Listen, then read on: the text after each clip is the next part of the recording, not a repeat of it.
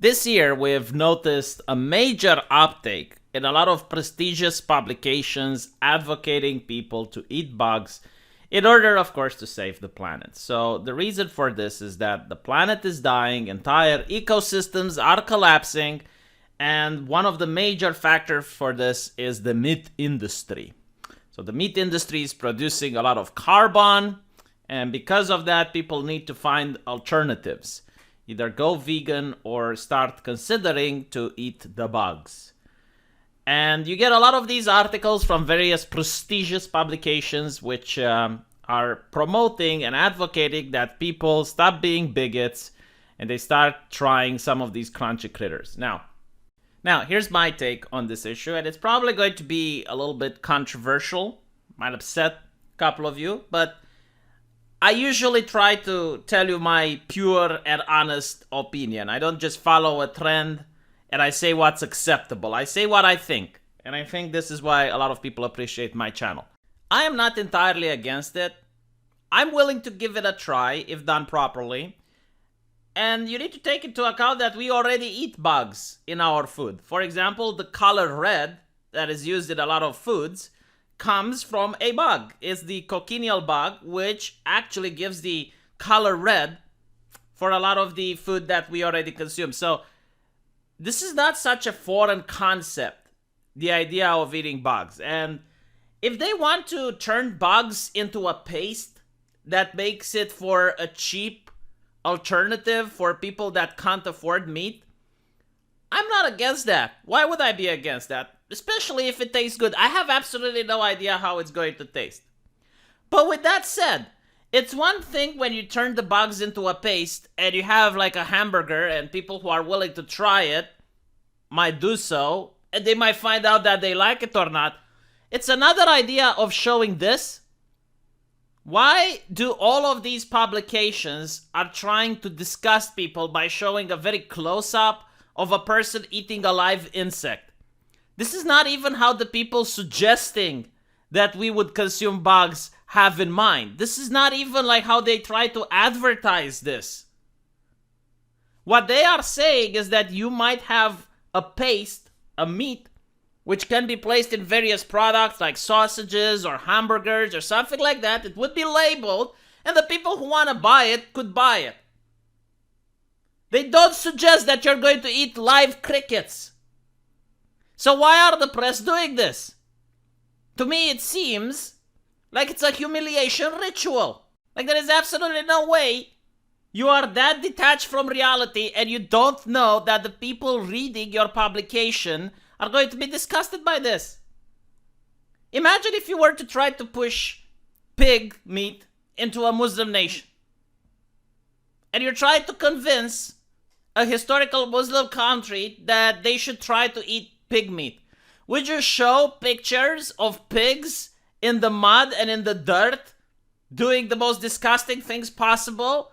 Or showing a person eating a live pig? No, you wouldn't. So why are you doing this? What are you trying to accomplish with this? Because the entire article is supposed to get people to be open-minded to the concept.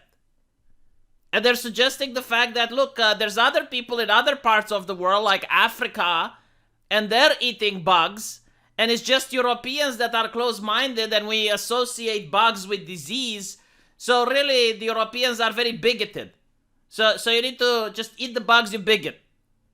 And I'm thinking like, okay, so that goes hand in hand with this shameful tactic. It's like, yes, you need to demean yourself. It's kind of like Christianity, you know, they used to pour ashes on top of their head as a penance. Like you need to humiliate yourself to show penance that you're humble in front, well, not the Lord, but I guess the media and the politicians. Speaking of, I haven't seen any politician eat the crickets. I haven't seen Klaus Schwab at the World Economic Forum eat the grubs. And while it is true that in other places of the world people do eat these things, they do it because historically in their country, raising cattle is a lot more difficult because of the tsetse fly and the climate. So yeah, like those people had to adjust and had to adapt and find various other ways of eating food. But to try and impose that on the rest of the world with like, if you don't do this, you're a bigot, it's ridiculous. I mean, okay, we don't eat dogs and cats, but there are people in China who do. If we don't do that, are we bigots? People in India do not consume cows. Should we force them to?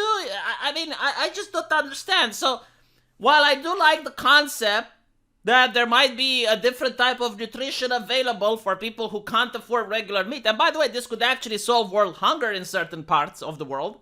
And if there are people here who want to eat it, whether because they actually like the taste, I have no idea how it tastes like, but there might be people who genuinely would like the taste, or people who can't afford to have other types of meals. And maybe it's even going to be healthy because they're not going to eat sausages filled with cholesterol, and they're not going to eat all those greasy foods. And, maybe this is going to increase their health. I have no clue. I'm skeptical. But still, I am not against it being available for people to purchase. I mean, you can already purchase certain grubs and other sea creatures that look disgusting, but, when you eat them, they might taste good. Might be a delicacy. I mean, in France, they eat snails, for example. So, if someone is willing to pay money for it, and it's deemed healthy and safe for consumption, I don't see the problem. I don't think any person that's for a free market sees the problem. The only thing I don't understand is why the journalists are doing their utmost best in order to discuss people with pictures like this.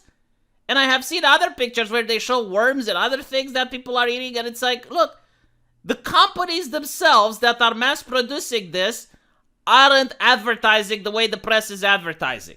And it does seem like what the press is doing is almost as if the writer tries to show that they're a better human because they're more open-minded than the rest. Like, they are willing to do something that's against the culture. They're willing to do something that's disgusting for the betterment of mankind. So you should worship the writer for their compassion towards Mother Gaia and how understanding and how definitely not a bigot they are.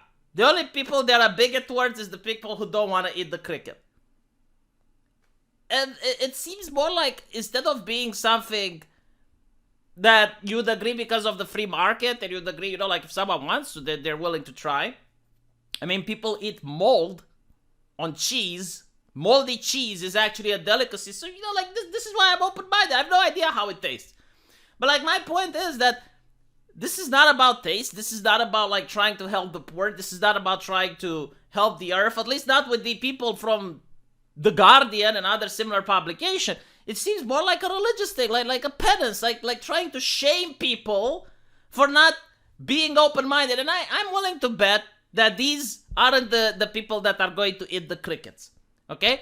The rich people, the very wealthy, the politicians, the one at World Economic Forum, the one that owned The Guardian, I'm pretty sure they're still going to eat the Black Angus steak and the New York strip. Because they're going to have money. I'm willing to bet that these meat products might become more expensive in the future, and the rich will still be able to eat exactly what they eat today.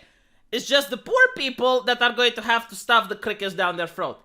And, from a free market point of view, okay, but from a moral point of view, if you're a left-leaning person, I don't think that should make you happy. Let me know what you guys think, and I'll see you in the comment section. Take care.